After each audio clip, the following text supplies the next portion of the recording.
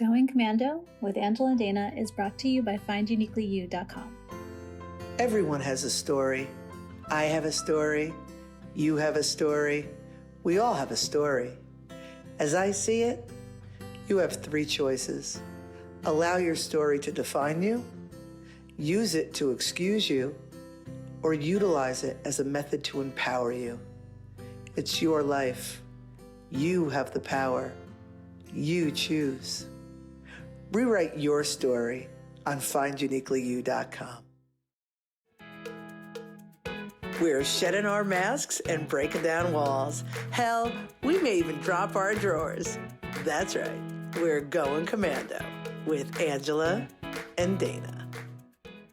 Hi, I'm Dana Sardano, and this is Angela DiMarco, and we are Going Commando. The purpose of Going Commando is just to give, for Angela and I, to give ourselves an opportunity to interact with each other and just, again, I say it all the time, I'm a broken record, but just to be who we are and just to share it with each other. And what is it, Angela? And share it for the sake of humanity. No, we just think it's important that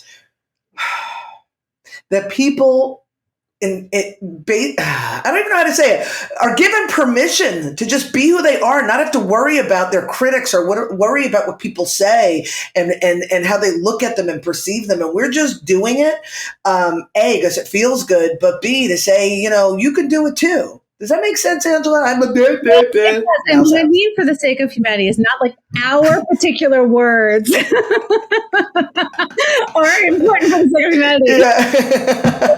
That we're just trying to tell you people that it is okay to talk about this dark, deep, scary stuff, because that's where the magic is. When you let people in on who you are and you share these experiences, you don't know how many people raise their hand and go, I've experienced that too. Hashtag me too. I know. It's like anymore, like hashtag me too. Because it's not what it's about. But for the sake of humanity, to be able to express ourselves, we're here to share these stories with us. So I'm going to put a link right there about anything that Dana and I are running on LinkedIn for people to share their stories. And we invite you. We're doing this free out of the love of our hearts so that you guys can share your stories, not just listen to us, but let's hear from you guys too, because you guys inspire us with your stories. One thing I want to say before we get into the episode is that this is episode number 30. And that's kind of cool. Cool. So, I was thinking, we do our seasons. The seasons are more about like the topic changes, but we're keeping the episode number because it's just more fun to be like, I'm level 30. Remember that meme? There was like a birthday meme. Instead of saying like, instead of saying I'm 56, I'm level 56. Yeah.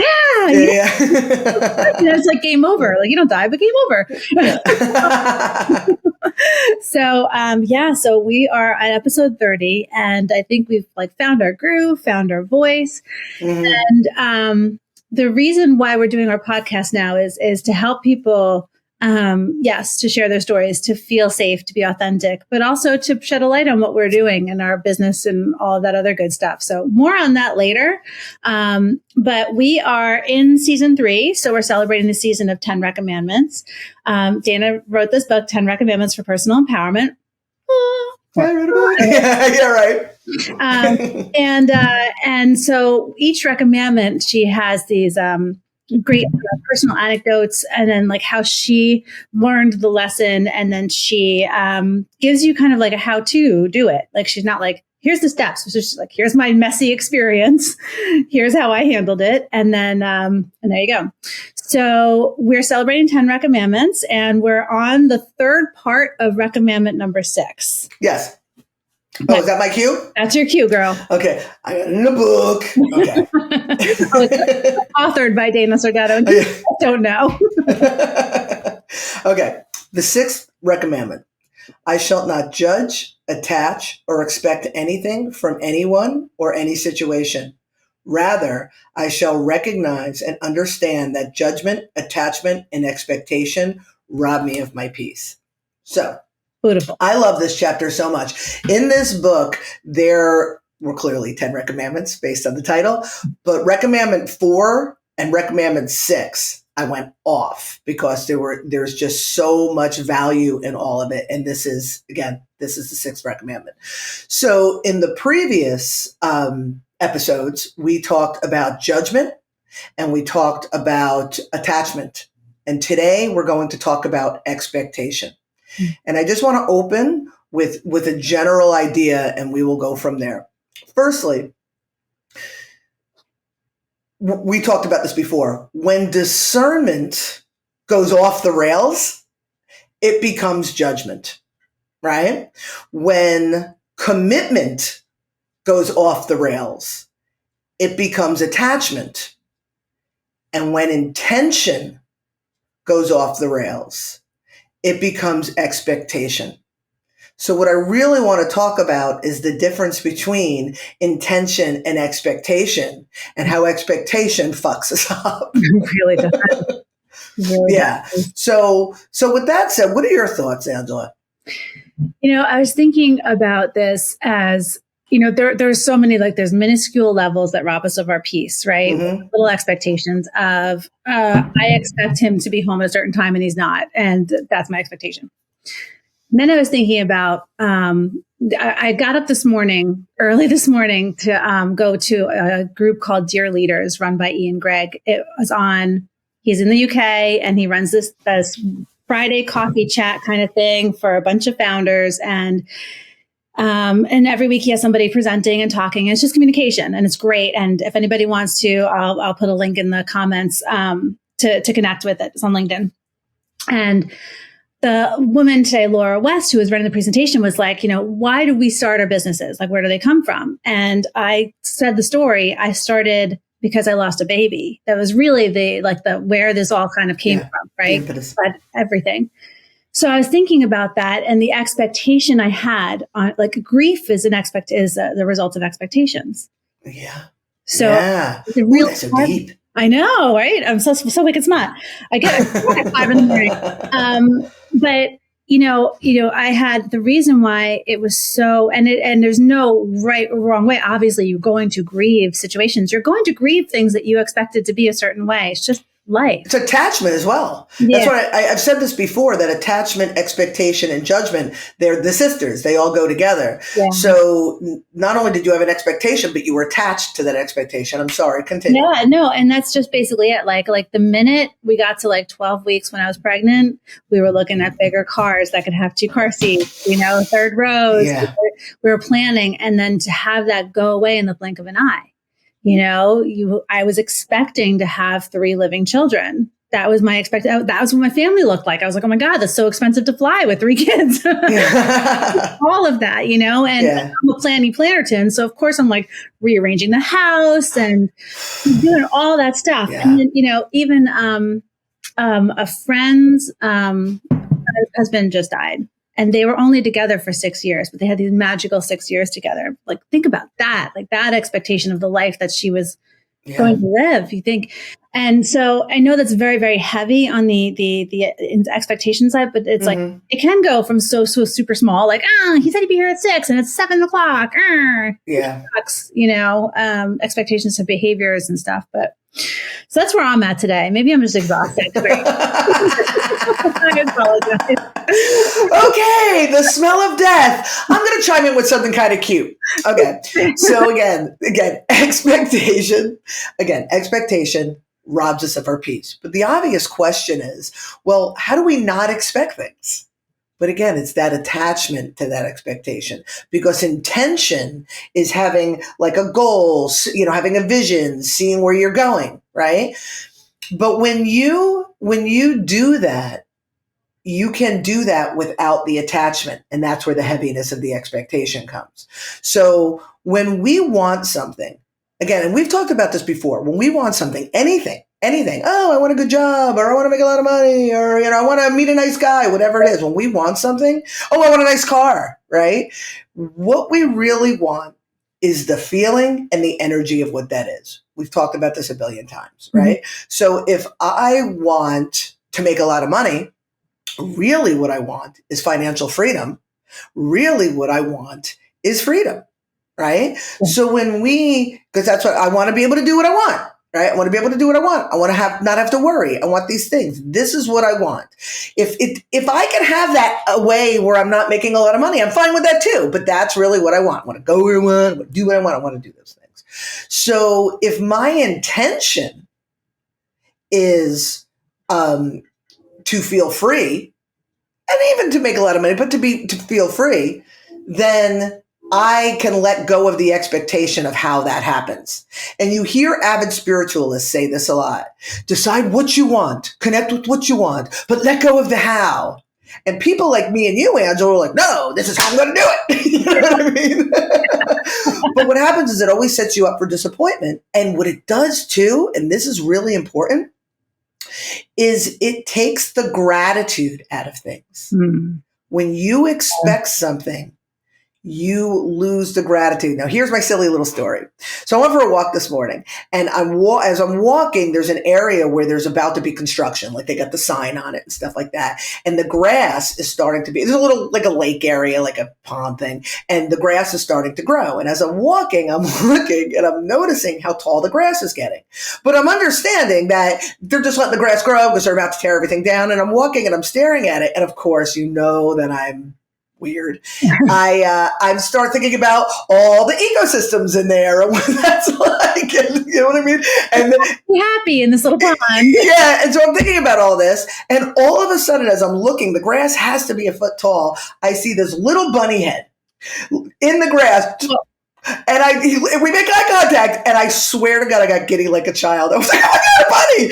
Now, let me tell you, I live in Florida, and I see bunnies everywhere. I've seen 2 armadillos in the last couple of days. You know what I mean? Like, there's a lot of wildlife. And so I probably saw a half a dozen bunnies on the way to this bunny. But because I absolutely had zero expectation, I had such gratitude about this bunny. I was so excited. And I was like, I see you, like out loud, like in the, yeah. And I'm walking and I'm like watching the bunny, and the bunny's just like, what the fuck are you looking at? Right? But whatever, that doesn't matter. And I'm seeing this bunny, and I walk off, and I'm contemplating it. And I'm like, oh, and I started thinking about this conversation, and I was thinking about I know that's ridiculous. Like, I know how ridiculous I just sounded, like I heard that story. But when we are surprised, and surprise doesn't have to be like, you know what I mean? Like, surprised by things, the level of gratitude is so far greater. If I gave you $5 and said, go get me a cup of coffee, and you brought me a cup of coffee, I'd be like, thanks. But if you showed up with the cup of coffee, holy shit. Yeah. Right? You know what I mean? Like, you know, right? It's a parade and a party. That level of gratitude. So expectation tends to rob us of that. Yes. You know, that's like when Maddie, my daughter is 18 and my son is 5, and she was planning to watch him on Tuesday. And she said, what did they do? They went, she was like, we're going geocaching. I'm like, I don't know if you've ever been geocaching, it's really fun. It was a thing that started when she was younger, a long time. And it's like an app, and there's all these, you'd find all these clues, and you'd find something in the world that had like a little cache, like a little thing, and you'd find it and you'd write your name on it, and you'd say like, I found it, and it'd be hidden in clever ways in nature. Oh my gosh. Like cash, like money cash? No, like like a little container. A container. Oh, okay. I'm like, all right. C-A-C. Oh, gotcha. So it's geocaching, and it's it's literally around the world, and it's like in famous places, and it's like they'll like, don't go in this place at night because you'll get in trouble or whatever, or do it stealthily. So I totally forgot that this was a thing. And Maddie's like, Christian and I are going geocaching. She packed his little backpack. He had his camera, his hat, and off they went and had this amazing afternoon together. And it was just like, and I was unexpected that she would take, and that she'd had the wherewithal and the responsibility and the desire to do something with her brother that was totally didn't involve me planning anything. You know, it wasn't them in the backyard or playing downstairs while I worked. It was like they went out, and I felt so proud of her and so grateful for that experience, because it was unexpected. Right. If I knew that you're right. If I knew that they were going to do this plan, this they're doing, I would have like packed his bag for her. I would have probably controlled it a little bit more. Yeah. But a little bit. A little bit. I'm working on it. Let it go. But yeah, like just that feeling that not the robbing of peace, but the robbing of that moment to feel so grateful. Yeah. You know, I go out to my garden, And I like make out with my garden every day. I'm pulling out little weeds. I'm rubbing the leaves. I'm saying thank you. Hi to the honeybees, because I am you and your bunnies, me and my garden. Gotcha. And I'll turn around. There's like a giant, I keep calling them pickles because the cucumbers look like pickles. And there's just like a giant one. I'm like, oh, hello. And I'm pulling them up. Like it just grows out of nowhere. And I'm not. So just let me just stop you just for a second. So, because I know you, if you had planted that and you saw it budding, right? And what would you do? You would overwater it. You would you would annoy it. You would talk to it. You would fucking nurture it. Yeah, I nurtured the hell out of some seedlings, I'll say. They just, but this guy did, and now he's making these giant, beautiful, delicious cucumbers. And they start like this one day, and I go out the next day, and I'm like, boom, I'm like, okay. And I say, thank you. But it's a surprise and delight. It's wonderful. Yeah. And so I want to get back to exploring a little bit more the difference between intention and expectation. Okay. So, Christian's birthday party was a couple weeks ago. I think we talked about it in an episode, and there was torrential rains, right? So the party was called Dive Into 5, and we were going to have sprinklers in our backyard and all kinds of water stuff and pizza for the kids. Mm-hmm. And the day before, they were like, it's going to be torrential tomorrow. And I'm like, So we went to Chuck E. Cheese, right? My intention was for Christian to have a good birthday. And my expectation was for Christian to have a good birthday. Yes. But my expectation, if I hung on to that idea, the expectation, no, it's got to be, we said dive into 5, it's got to be about water, but instead, because that's easy to do. Yeah. So instead, the intention stayed pure because he had a great birthday, and we made a big joke of it. I'm like, the universe took this really seriously, this whole dive into 5. Oh, that's right, because it was flood warnings. So. But and we wound up having a good day, and you had made the point, hey, at least you don't have to clean up the house now, it was all good. So that was an example for me of intention. Do you have another way to? Well, it's funny because even though we're talking about intention or expectation, and even though last week we were talking about judgment, really what we're talking about at the end of the day is attachment. A lot of people, in my experience, when they hear like attachment, like Buddhism, you have to let go of all attachments, and a lot of these really extreme philosophies and religions, you know what I mean? You get rid of all of your attachments. And when you get rid of all of your attachments, then you find inner peace.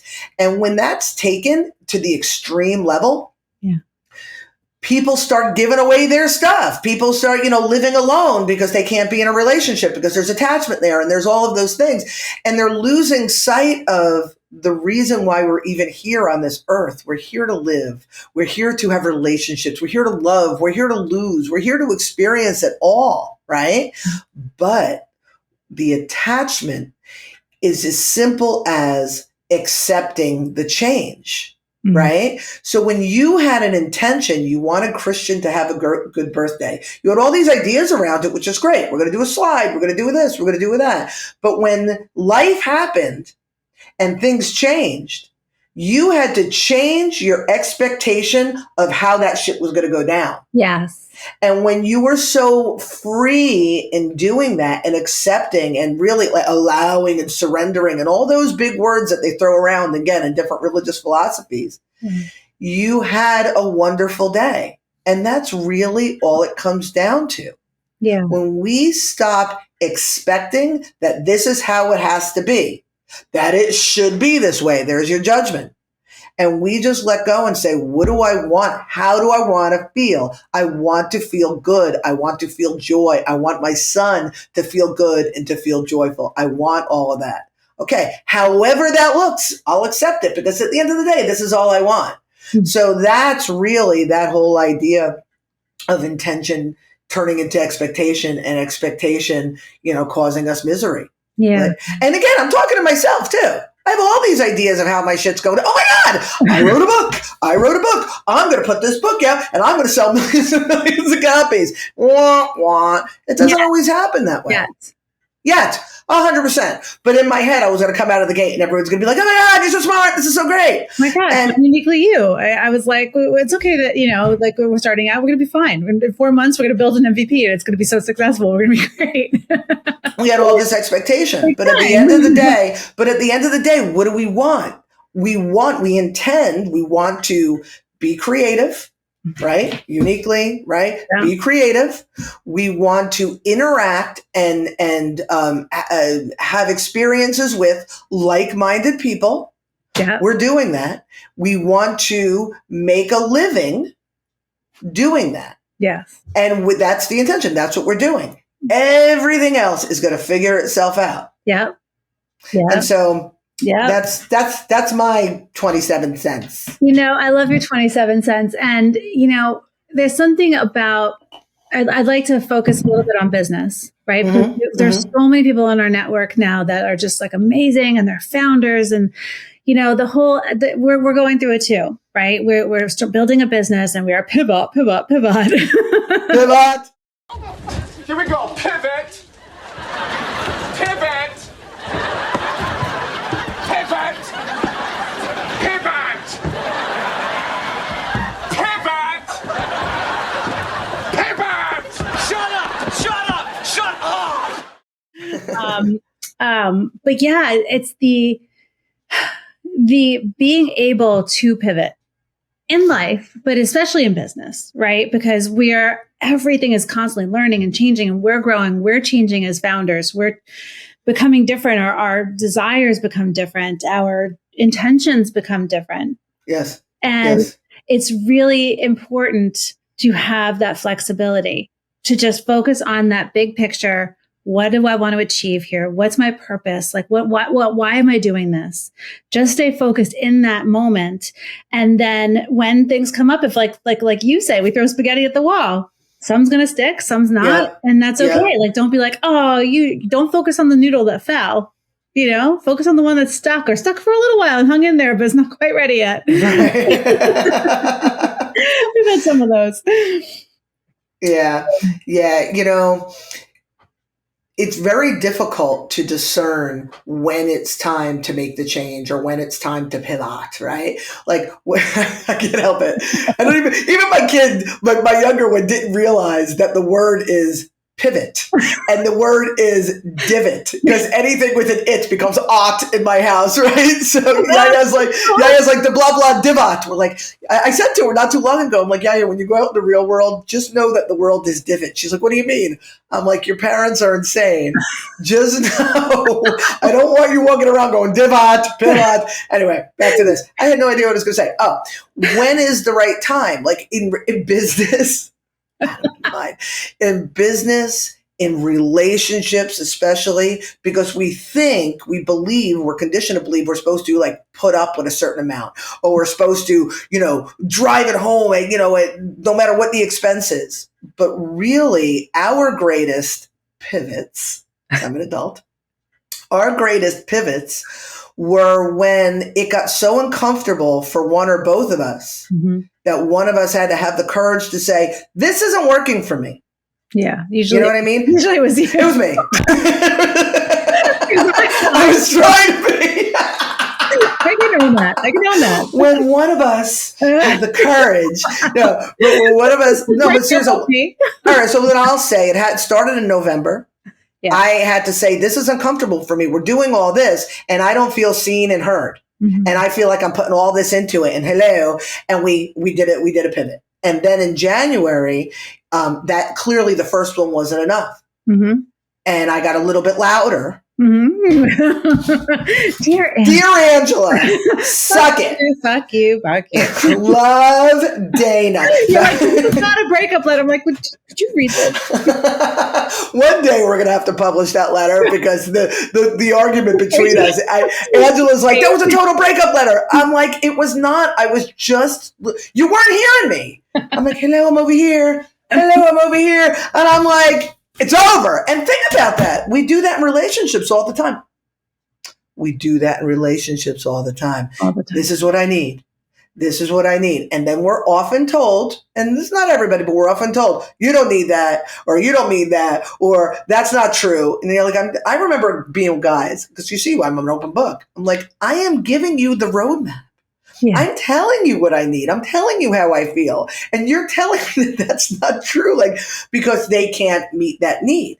But what happens is we say it, we act out, whatever it is we have to do. And then finally, we have to get aggressive or we walk. or both. Yeah. For me, it was aggressive and then walk. You know what I mean? Yeah. And I don't even understand what my point of the pivot. So coming home with it. Stick with me, kids. But yeah, when you start to feel uncomfortable, we all do. We just ignore it. Why doesn't that feel good? Or why did they say? And when you take the time to look at that and go, oh, this is not working for me. But you're supposed to. You shut up. You know what I mean? All those voices in your head. This does not feel good. What do I need in this moment? Yeah. To make it feel better? And how do I communicate those needs with my collaborators, my partners, with whoever? Yeah. And it's it reminds me of like my little weeding epiphany yesterday. Oh yes. Oh, you were so smart. I was so smart. I was in my garden, and last year my garden was first I had a garden, and I was like, ew, bugs, dirt, and I always wore like my little gloves, and I always had my scissors so I didn't touch any bugs, and I enjoyed the gardening experience. This time, my garden has fewer bugs, or I don't care as much. There's more respect. Like I see the bees, I see the butterflies, they're all doing their job. I back away. Like there's a mutual respect going on. Even the ants have their job. So now I just get in there and I just pull stuff out. Like my hands are always muddy. I'm always dirty. My ring probably has like all this dirt. They're going to yell at me when they go clean it. And I was thinking about the bane of my garden this year is the weeds. And the weeds are like, I go like, they're pretty. You know what I mean? Like, they're cute. I'll get to them. But yesterday I looked at my oregano, and I'm very specific because it was my oregano, and I looked and it was half weeds, and I was like, oh no, my poor oregano. So I started easily pulling out those weeds once I recognized which ones were the weeds, getting them by the root, throwing them out. And then my oregano just felt happier. And what I realized was these weeds, while they seemed benign, and they're really robbing my plant of its energy that it needed to grow and flourish.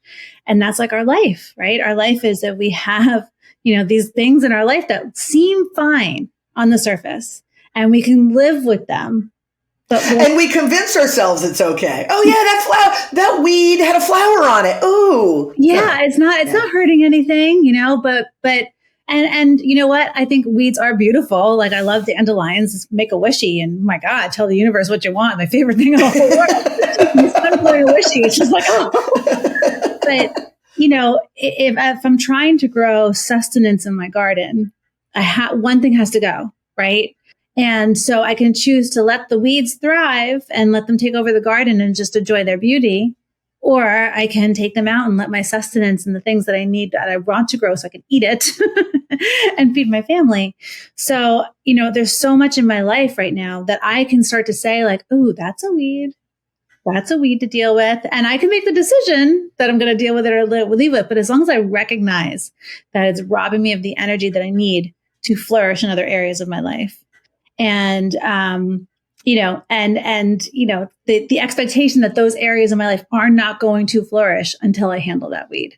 And the understanding of it. Absolutely. I have to have that like at the forefront. That was awesome. That was really awesome. Very, very wicked smart, Missy Angela. Wow. I think the grasshopper becomes the teacher. I don't know. I'm so smart. I'm thinking words. I think I would love to wrap it up here, but I do want to just kind of bring together the three of them. Mm-hmm. Judgment, attachment, and expectation. When you see one, you're likely going to see the other two. And when you see them together, especially, there is something in your life that is causing you discomfort. And it's likely because of a judgment, an expectation, an attachment, especially attachments. Because like I said, that one's got its tendrils on the other two. But that's the big three. Have a look out. Yes. Buy Dana's book, 10 Recommandments. Oh, she doesn't even, you didn't even like, there was no foreplay. You were just right in, put it right in. Dude, we're all friends here. We're all friends. Clothes are off. Yeah, seriously, we're commando. Yeah, buy my book. Yeah. So what I wanted to say was 10 Recommandments for Personal Empowerment. Get the second edition on Amazon. Links everywhere. But if you're listening, look up the second edition because that's the one that we published. It's beautiful and wonderful. But go read the book.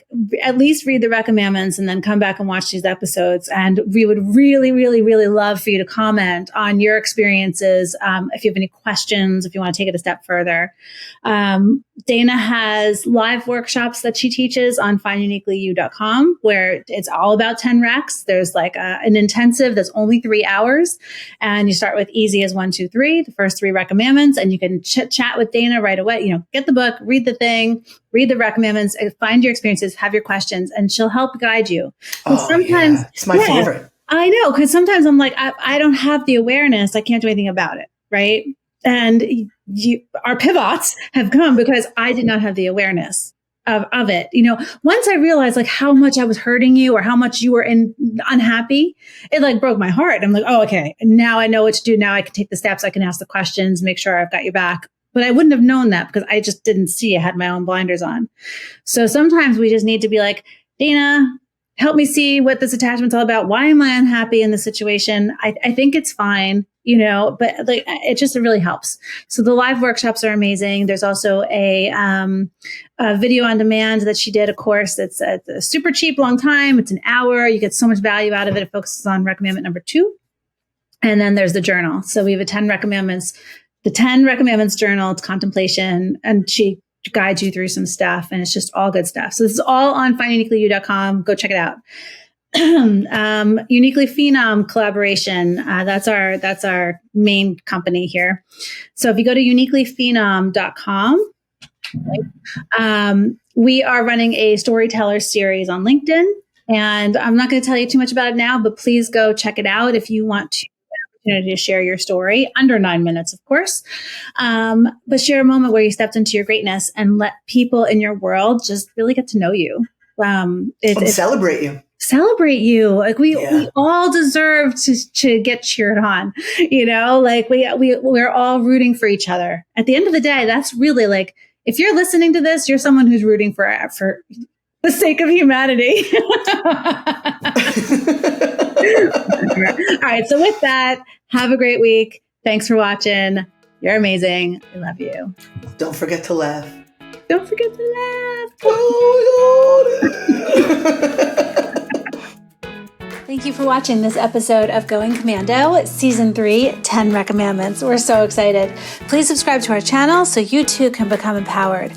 This episode is brought to you by Uniquely Phenom Collaboration. We provide tools and resources designed for creators by creators. Visit uniquelyphenom.com for more information.